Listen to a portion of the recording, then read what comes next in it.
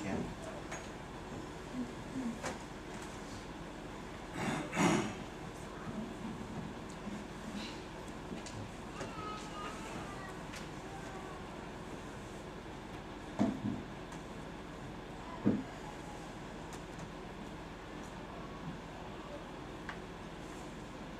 Very thankful to be out here this morning. I ask that you continue to pray. I'll sing a song, speak a few words, and then try to get out of the way. Maybe on these other roads you come.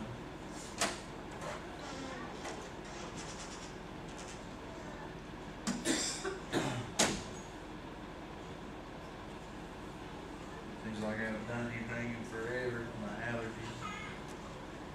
The seasons change.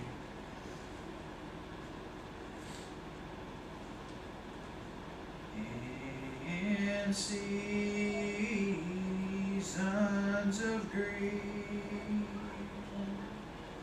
to my Lord I'll repair. When my heart is overwhelmed with its sorrows and care, to the ends of the earth, to my God I will fly. Lead me to the rock that is higher than I, higher than I, higher than I. Lead me to the rock that is higher than I. When Satan the tempter rose in with a flood to drown my poor soul from its fountain of good, I will cling to the Savior who humbly did die. Lead me to the rock that is higher than I, higher than I, higher than I. Lead me to the rock that is higher than I.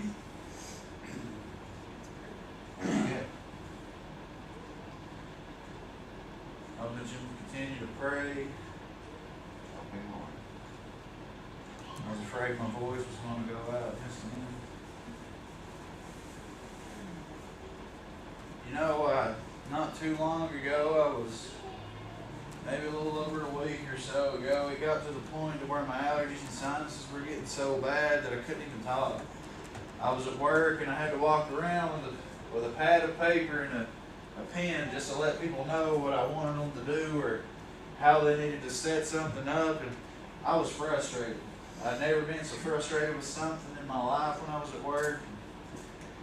You know, it made me I began to wonder, there's a lot of people in this life that go through and they can't speak.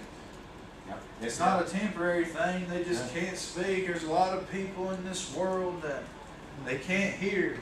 It's not temporary, they're just never going to be able to hear. There's people in this world that can't see. And not just because their allergies are getting to them. They can't see because they're blind. And you know what really frustrated me the most? You never understand how much those things mean until they're gone. Yeah. You know, I have a long drive to work, and every day when I drive to work and on my way back, I've got 45 minutes to myself, but I try to spend those 45 minutes with myself and the Lord. Yeah. That's right. You know, That's a good I use may of not time. preach much here today, and it may not be good. It may not be something you want to hear, but let me tell you, when I'm by myself, You pour your heart out. I'll tell you, that's where I do my best preaching. Believe it or not, that's really where it happens. Yeah. And I do a lot of singing. I do a little bit more singing than I do preaching and praying. And you know, it frustrated me so bad because I couldn't even whisper. And the little bit of a whisper that I did get out, if I pushed it any further than that, there was just nothing. I would just open my mouth, my lips would move, and let me tell you, nothing would come out. I was so frustrated for those days when I couldn't talk, when I couldn't practice singing words unto my Lord. The sweet, sweet hymns, brother. Now listen, but the thing is, I do those things. I don't do them just for practice. I don't do them just because I like doing it. I do it because I believe it may please my Lord a little bit. And I got to thinking to myself, I don't even have to open my mouth here. My Lord knows what's in my heart. I couldn't speak, but the Lord heard me. Listen, there's people in this Bible that couldn't see, but my Lord came here and He gave them sight. There's people in this Bible here, ones who couldn't walk, and let me tell you, He gave them the legs, the strength to move there. Listen, I serve a merciful Lord this morning, and shame on those who think that we still live by that law, and it's what really divides us so much here in the old regular Baptist. I don't know what some people read, but when I read this Bible, I can find here where Paul wrote that Jesus had delivered us from the curse of the law. You can come up with anything you want, but I believe that I'm going to follow Paul on this. Let me tell you, shame on a brother that will tell you that a sister should keep her mouth shut in the church. The same hypocrites that give authority to their women, they let them clean their church. I had a man telling me that a woman standing up here singing is wrong, and that I'm not following the commandments of God. He told me that I was just a poor sinner and I needed to listen to him because he was a true child of God. I've never heard nobody with that much confidence in my life. Let me tell you, brother, even when we line songs, he said they should keep their silence. He told me they shouldn't shout in church. Let me tell you something today. I'm telling you, I know what the Lord's blessings feel like. I know exactly what they feel like. There's nothing in this book that's going to tell me, or nobody in this world that's going to tell me what that feeling's like, because my Lord instilled it in me, and He instilled it in you. When those blessings start to flow breast to breast. Let me tell you, when them sisters sing, I feel that blessing. I don't believe that there's ever been a blessing that I've felt in this world, a tear shed in church that came from the old devil. I believe it was sent by my Lord. Shame on somebody to tell me that my blessings that I feel, those feelings that I get, they're not coming from the Lord. Before I got up here, I was thinking to myself, I don't know what to say this morning. A few weeks back, a sister actually put me in my place, and she probably, if the other old regulars heard this, she'd put them in their place too.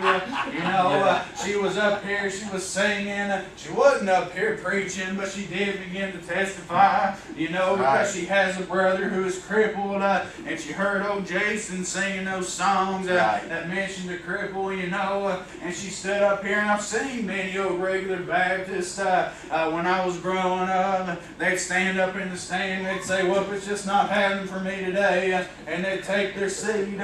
Shame on those men You're listening. Can't even testify. I had witnessed a woman standing up here, and she looked out on everybody, and she said, I don't understand how somebody can stand up here and say they've got nothing to say. You know, she goes, I've got a lot to be thankful for. Why can't they just say that? You know, when all else fails, brother, we've got so much to be thankful for. We've got a lot to be thankful for here this morning. Making it out here to church. And there's so many people this morning that's probably just sitting at home, had church on their mind. You know, and I've heard it my whole life, and I've heard a lot of people say, well, you don't have to go to church to go to heaven. You know, that's true, brother. That's a true statement right there. But let me tell you, why would my Lord come down to this sorrowful world and bring along this thing here if it wasn't important? You know, how's this world ever going to know about my Lord? How are those people's children going to really know about the Lord? Let me tell you, it's the best tool that we've got this morning. These churches, the way we reach out to one another, the charities that we do for so many people, brother, and listen, and then there's so many churches here today that want to throw the law at you, and if they're not throwing the law at you, there's some people who's rehearsing a big sermon because they want a bunch of money. You know, let me tell you this morning, I read of a place where all these precious metals that the people are seeking in this world, your gold, your silver, I'm going to a place where the streets are paved in that gold, walls of jasper, brother, and I will have everything I'll ever need. Everything that I'll ever want over in that place, brother. And let me tell you today, so many people, listen, if it isn't it's one thing holding them back, and I just call it the devil. There's so many things that hold people back. Listen to me when they say that you don't need the church to be a good person. When they say that, you know, I've done a little bit too much in my life to get forgiveness. I've been too wicked. The things that I think of, the thoughts in my mind. How could the Lord save my soul and forgive me for the things that I've done? And you know, I used to think the same thing. I told Brother Chris before I joined the church, you know, I'm not worthy of this thing here. You know, I've been an awful bad person. I've hurt a lot of people. Why would He forgive someone like me? You know, listen, you know, my Lord, there's been many a times when, listen, I wouldn't doubt one bit that the people that He came down and performed miracles for in this world, they're probably no better than me. You know, one of the best miracles that I read about in this Bible was when they went and crucified my Lord. Listen, He's up on that. He's up on that Mount Calvary there, hanging upon that cross. And you know, when you see these pictures of 3 crosses, that really means something. It just isn't the fact that Jesus was hanging up there. It's who He was with. Listen, and it's so beautiful there that He had that little thief there. You know, and no doubt that thief, I don't know what his situation was or why he was caught stealing, but he was guilty of stealing. It could have been for his family, it could have been for anything, I don't know. But you know, according to the laws of the land and all that, brother, he wasn't supposed to steal. You know, and he looked at my Lord and he said, Lord, remember me when you enter into your kingdom. Let me tell you how good of a Lord I serve this morning. When you think that you've done too much, we had here that we read about, there was a man an inch away from death. You know, an inch away from death, hanging up on that cross and asked for forgiveness. And no doubt that man didn't make it much longer after that. My Lord looked at him and told him, this day you'll be with me in paradise. Listen to me when I close my eyes in death. That's where I want to go. I want to go to that paradise that he's talking about. Listen, if it don't scare a sinner man to death to think about hell, you know, I really don't like to preach about a lot about hell. You know, everybody knows what that is and how scary that is, but that shouldn't be what turns you to my Lord. Listen, because you can read this book and let me tell you, there's love in every page. Listen, undying love that you couldn't even imagine. Listen, I love everyone this morning, but let me tell you, if it came down between you and my little boy there, you're a goner. That's all there is to it. But let me tell you, my Lord loved us pitiful race, our pitiful race, so much that He gave His only begotten Son to die for our sins, and to have a chance to go to a place we're never going to be worthy of. And you know, this morning we're not worthy. We'll never be worthy. No matter what we do, we'll never be worthy. But let me tell you, not if it's about perfection. Let me tell you this morning, it's just like Brother Chris said. You can take all your rules, your interpretations, and you can interpret this book many different ways. And I can guarantee you that none of us here really agree on a lot of things. But you don't see us arguing about it. That's okay. Because just like when Chris said, when it comes Sunday, it's about Jesus. And if you preach Jesus, I believe what you said, that we could all preach together. And you know, you can keep those foolish things. You can keep all your rules and all your traditions, whatever you want to call it. I've heard it being called so many different things. You can have all those, because let me tell you, if we truly are going to the same place, let me tell you today, I can guarantee you my Lord isn't going to throw these rules at us. He's not going to argue Scripture He can't take away the rules with each other, with us. Let me tell you, I'm trying to let my voice hold up. My voice, my throat keeps getting dry. It's hard to speak. Listen, you know, not too long ago I was out here at a gas station, this little head station out here, and I was on my way to work. You know, I'd set my gas to pump and I'd walk inside just to let it fill up. And when I came back out, there was an older man, an older gentleman and his wife on the pump next to me there. You know, when they said, "Young man, will you come here?" Well, surely I just walked on over there. And you know, this man, he was pumping gas into a little gas can there. You know, and he asked me, he said, "Can you tell me when I've got 2 gallons in this thing?" You know, and those numbers, they were so big, it was easy to see. But these 2 elderly people were standing there looking at this screen, trying to figure out when they got 2 gallons.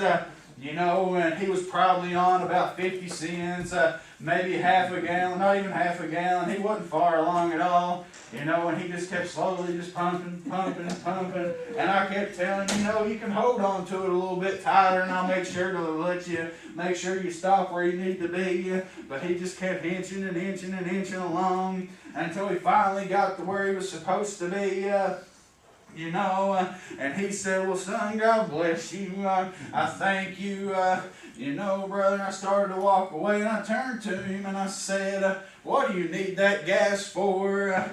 Let me tell you, he said, "Well, I need to be able to run my chainsaw today." You know, I was thinking to myself, this man can't even see to pump the gas to know how much gas he's got in the can, but yet he's going to turn. He's going to turn and chop down a tree or whatever he's going to do with a chainsaw there. First thing that came to my mind, is, Lord, I hope this man knows you. We don't know what's going to happen today. Listen, but the comfort that came over me as I walked away. You ever seen those little plates that says, the Lord is my co-pilot, or Jesus saves? How comforted I felt to see things like that out here in this world. If we have something to stand for this morning, that's what we need to stand for. You know, I'm going to tell this right here, and I'm going to get out of the way. You brothers can come, or I'll close, whichever you want to do. But not too long ago, we've been struggling. Well, I can't say we've been struggling. I've been pretty happy with this little building. Even though we haven't had a lot of people out. But you know, a lot of the churches that I visited, a lot of the smaller, less commercial churches, they don't have many members either. I don't know why that is, but I had a dream that all of us and a lot of people I went to school, a lot of people I've known throughout my whole life, and a lot of people I don't know, we were all in a big building. It was like a huge classroom. And Brother Chris, I believe, was the professor that day. Makes sense. You know, we were all in this big room and everyone was sitting down. And then all of a sudden Chris said, well, I'm going to lead us in a line song. And we opened up our books there, and Brother Chris, and he started singing. You know, when he started singing, I'd say everybody in that room, just about, except for probably who you see here, and one person I've known my whole life, just about it, who was a real big enemy of mine a long time ago.